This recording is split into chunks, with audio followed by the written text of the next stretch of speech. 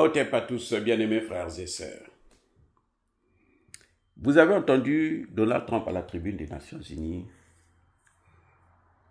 prôner la guerre en Ukraine. Et sur ses réseaux sociaux, il dit carrément que l'Ukraine peut récupérer les territoires qu'elle a perdus, jusqu'à la Crimée bien sûr. Peut-être même rentrer, prendre Koursk ou prendre le Kremlin. C'est ce que Trump dit, hein? C'est ça qu'il est en train de dire. Vous voyez? Mais cette thèse-là, où est-ce que Trump est allé ramasser ça? Moi, je me demande parfois, est-ce que le type-là, il réfléchit avant de parler? Ou bien ça vient comme ça et puis bon... Mais je vais dire une chose. Et si Trump s'était entendu avec Poutine pour qu'il puisse continuer à alimenter cette guerre? Quand Trump dit, oui, moi je trouve qu'il faut abattre les avions russes qui survolent le territoire otanien. Trump sait qu'il y aura la guerre. Il est en train de pousser les Européens à faire la guerre contre la Russie. Et cette guerre, ça se passera où? Mais en Europe, ça ne se passera pas aux États-Unis. Sauf si les Russes décident d'amener ça aux États-Unis. En principe, c'est destiné pour l'Europe. On est d'accord jusque-là? Très bien. Bon. Vous ne trouvez pas ça suspect? Lui qui disait hier que non, il faut arrêter cette guerre, les Français disaient même que non, il est trop large avec Poutine, on ne connaît pas Poutine. Zelensky est sorti pour dire, moi, je pense que là, Trump a compris, il est maintenant intelligent.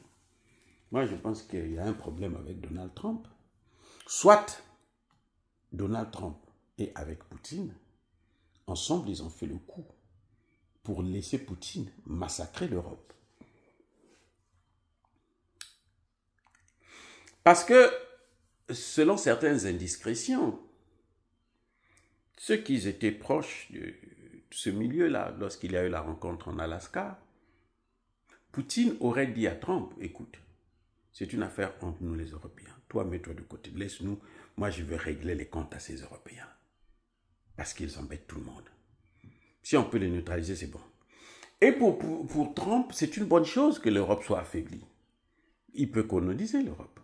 Parce que Trump ne peut plus coloniser la Russie, il ne peut plus coloniser la Chine, il ne peut plus coloniser l'Iran. Il ne peut plus coloniser l'Inde. Ce sont des géants qu'il ne peut plus coloniser. Mais s'il n'a pas de colonies, mais il est foutu. L'Amérique est foutue. Les seuls que Trump peut coloniser actuellement, ce sont les Européens. Mais quelle est la meilleure façon de les coloniser? Mais c'est de les affaiblir sur le plan militaire et sur le plan économique. C'est pour ça que vous entendez Trump dire « Ah non, mais on peut gagner cette guerre ». Il est conscient. Les généraux américains ont dit « Ce n'est pas possible, c'est fini ».